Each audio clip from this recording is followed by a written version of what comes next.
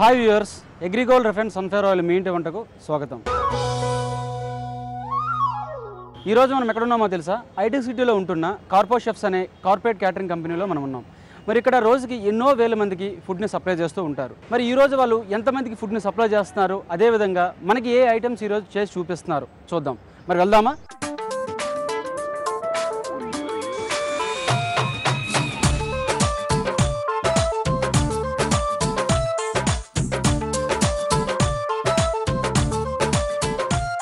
ఇప్పుడు మనం కార్పో షెఫ్స్ కిచెన్లో ఉన్నాము.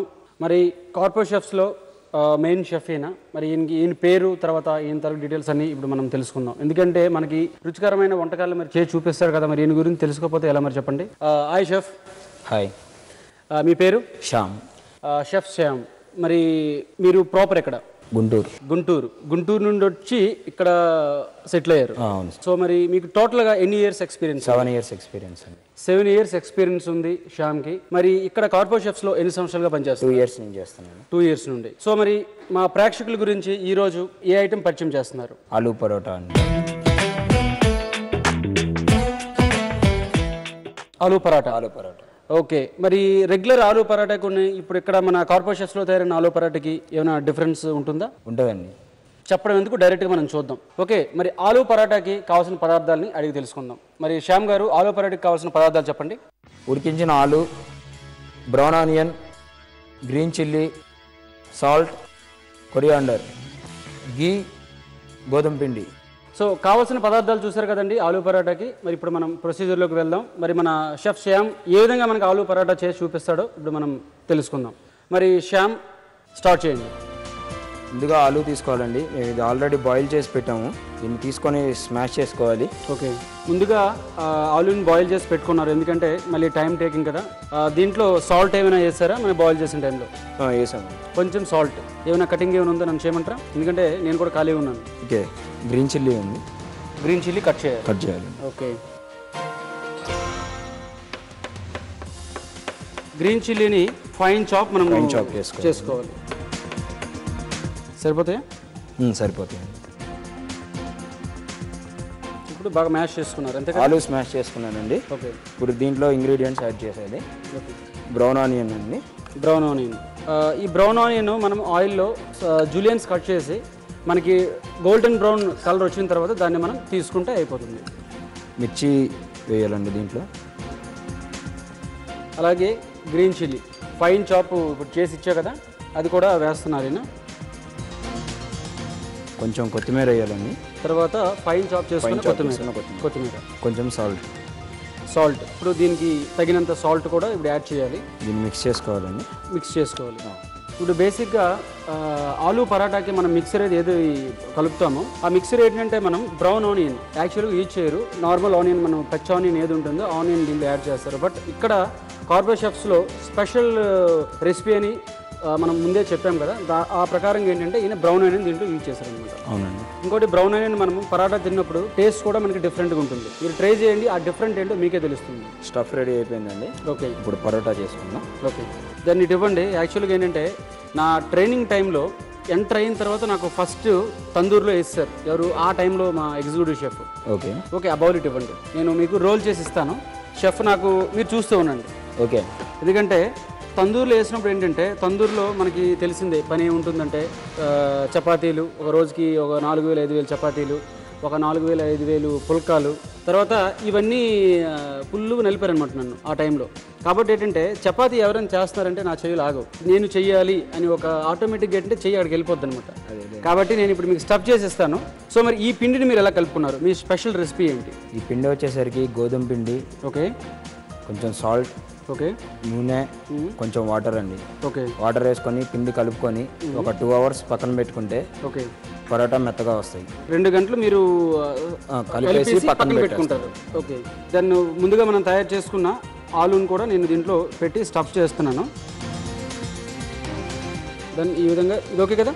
ఓకే. దాన్ని మరి అక్కడ చేస్తారనుకోండి మనకి టైం సేవ్ అవుతుంది. ఓకే అండి.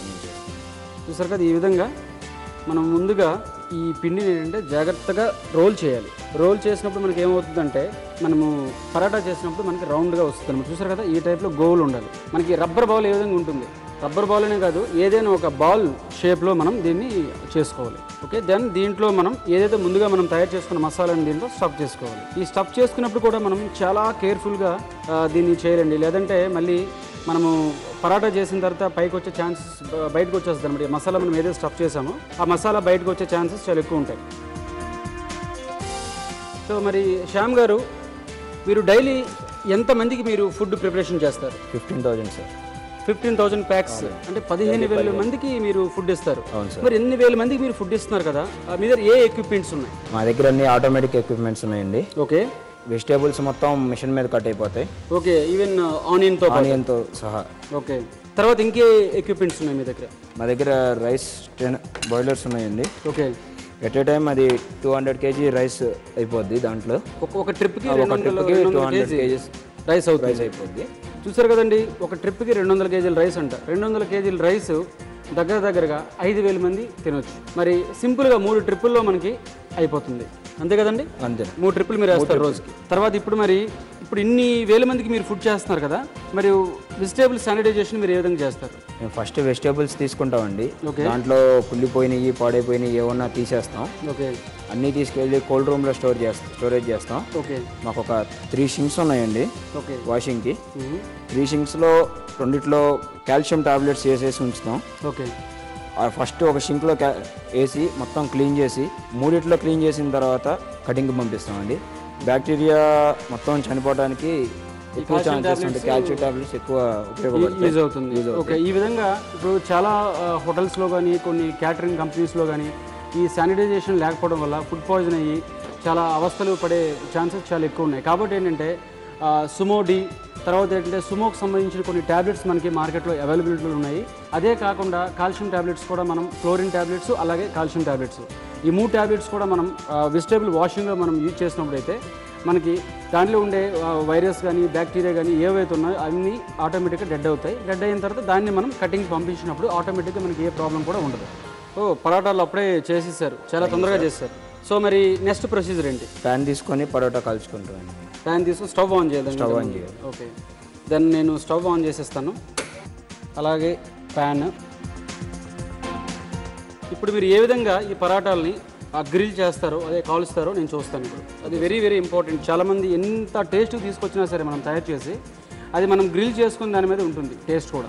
సో మరి మీ కార్పొరేట్ షెఫ్స్లో ఉన్న ఆ టేస్ట్ రహస్యాన్ని ఇప్పుడు నేను తెలుసుకుంటాను, దాంతోపాటు మా ప్రేక్షకులు కూడా తెలుసుకుంటారు. ఓకే, ముందుగా ప్యాన్ మీద కొంచెం నెయ్యి వేసుకోండి. పరాటాల్లో నెయ్యి కూడా యూజ్ చేస్తున్నారు. ఓకే,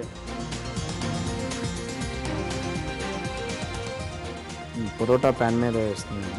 ఇది మనకి ఒక పరాటా ఎంత టైంలో మనకి ఫ్రై అవుతుంది? 2 minutes అండి. 2 minutes. ఆలూ పరాటా. మరి కార్పొరేట్ షెఫ్స్లో ఇప్పుడు బ్రేక్ఫాస్ట్ ఐటమ్స్, ఎందుకంటే బ్రేక్ఫాస్ట్ ఐటమ్స్ ఇప్పుడు స్టార్టింగ్ మనం లెగిసిన తర్వాత ఎవరైనా సరే ఒక మనిషి 6 గంటల తర్వాత మార్నింగ్ లేచిన తర్వాత కంపల్సరీగా బ్రేక్ఫాస్ట్ ఎంతైనా అవసరం ఉంది. బ్రేక్ఫాస్ట్ తిన్నప్పుడే మనకి ఏంటంటే హెల్త్ సరిగ్గా ఉంటుంది. చాలామంది బ్రేక్ఫాస్ట్ తినరు. అదే లంచ్ కొంచెం తగ్గించినా పర్లేదు, డిన్నర్ తగ్గించినా పర్లేదు, కానీ ఎంటీ స్టమక్తో బ్రేక్ఫాస్ట్ తీసుకుంటేనే మనకి సరైన బలం అందుతుంది. దాంతోపాటు మనం ఆరోగ్యంగా కూడా మనం ఉంటాం. అవును. సో మరి ఈ బ్రేక్ఫాస్ట్ ఐటమ్స్ మీరు ఏ ఐటమ్స్ మీరు చేస్తారు? వడ చేస్తామండి. ఓకే, దోశ, ఇడ్లీ. ఓకే, మరి ఇడ్లీ ఇప్పుడు 15,000 మందికి మీరు ఫుడ్ ఇస్తున్నారు కాబట్టి మరి ఇడ్లీ అంటే చాలా డిఫికల్ట్ వర్క్. ఎందుకంటే ఒక్కటి వేయవలసింది ఉంటుంది, తర్వాత అది లోపల పెట్టాలి స్టీమ్లో, మళ్ళీ తీయాలి. ఆ స్టీమ్ చాలా పవర్ఫుల్ స్టీమ్ ఉంటుంది. మరి ఇదంతా మీరు ఏ విధంగా మేనేజ్ చేస్తున్నారు? అంటే ఒక ట్రిప్కి ఎన్ని ఇడ్లీలు మీరు తయారు చేయగలరు కార్పొరేట్ షెఫ్స్లో? ఒక ట్రిప్కి 1000 ఇడ్లీస్ వస్తాయండి. 1000 ఇడ్లీస్ పర్ ట్రిప్ అంటే 15 ట్రిప్పులు వేస్తే మనకి అయిపోతుందండి. ఓకే, పరోటా అయిపోయిందండి. ఓకే, ఇప్పుడు ప్లేట్లోకి తీసుకుందాం. వేడిగా ఆలూ పరాటా రెడీ అయింది. చూడడానికి చాలా బాగుంది, గోల్డెన్ కలర్లో.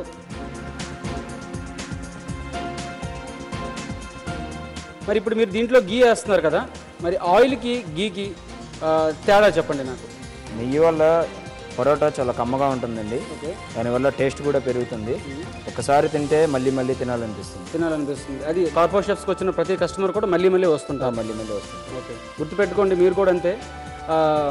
మీ ఇంటికి వచ్చిన గెస్ట్లకి గీతో మీరు ఆలు పరాటా చేయండి, మళ్ళీ మళ్ళీ వస్తుంటారు. మరి నెయ్యితో పాటు అగ్రిగోల్డ్ రిఫైన్డ్ సన్ఫ్లవర్ ఆయిల్ని కూడా మనం వేసుకుంటే ఆలు పరాటాకి చాలా బాగుంటుంది. మీరు ఒకసారి ట్రై చేయండి. ఆలు పరాటా అయిపోయిందా? అయిపోయిందండి. ఓకే. సో మరి షెఫ్ శ్యామ్ మనకి చాలా షార్ట్ టైంలోనే ఆలు పరాటా రెడీ చేశాడు. మరి ఇప్పుడు దానికి ఏమైనా గార్నిష్ చేస్తున్నారు? ఆనియన్ కొత్తిమీరతో గార్నిష్ చేస్తాం. ఆనియన్ మరియు కొత్తిమీరతో. పరాటాతో ఆనియన్ చాలా గుడ్ కాంబినేషన్. ఆనియన్ కొత్తిమీరతో గార్నిష్. ఓకే, చాలా సింపుల్ అండ్ బెస్ట్ గార్నిష్, చాలా బాగుంది. ఆలు పరోటా రెడీ అయిందండి. ఒకసారి మీరు టేస్ట్ చూసి ఎలా ఉందో చెప్పండి.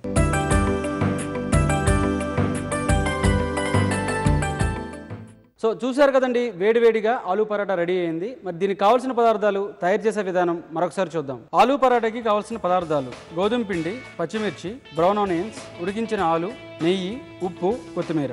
ఆలు పరాటా తయారు చేసే విధానం: ఒక బౌల్ తీసుకొని అందులో ఉడికించిన ఆలును మ్యాష్ చేయాలి. అందులో బ్రౌన్ ఆనియన్, పచ్చిమిర్చి ముక్కలు, కొత్తిమీర, ఉప్పు వేసి బాగా కలుపుకొని పక్కన పెట్టుకోవాలి. ఇప్పుడు గోధుమ పిండి ముద్దను తీసుకొని అందులో ఆలు మిశ్రమాన్ని స్టఫ్ చేసుకున్న తర్వాత పూరీల పీటపై గోధుమ పిండితో అద్దుకుంటూ పరాటాలుగా చేసుకొని ఒక ప్లేట్లో పెట్టుకోవాలి. ఇప్పుడు స్టవ్ వెలిగించి ప్యాన్ పెట్టుకొని కొంచెం నెయ్యి వేసి నెయ్యి వేడి చేయాలి. నెయ్యి వేడి అయిన తర్వాత ముందుగా చేసుకున్న పరాటాలను వేసి రెండు వైపులా దోరగా కాల్చుకోవాలి.